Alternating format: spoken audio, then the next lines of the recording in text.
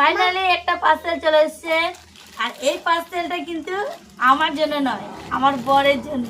তা কি অর্ডার দিয়েছি চলো দেখা যাক। মা এটা কি এনেছো মা? দেখো না কি বটে, এটা খুবই সুন্দর।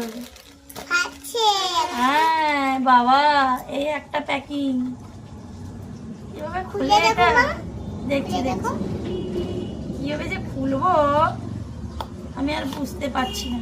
এই দেখো খুলে যাচ্ছে। হ্যাঁ খুলে গেছে। এর ভেতরে আপনারা গেস করুন তাড়াতাড়ি, এটা কি বটে, কি বটে তাড়াতাড়ি বলুন। এটা মা এই তো চলে এসছে।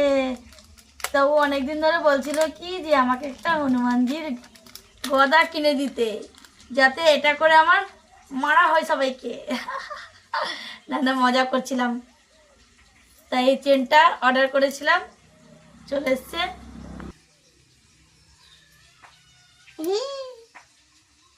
ঝুলিয়ে দাও। বাজার সাথে চলে গেল ওই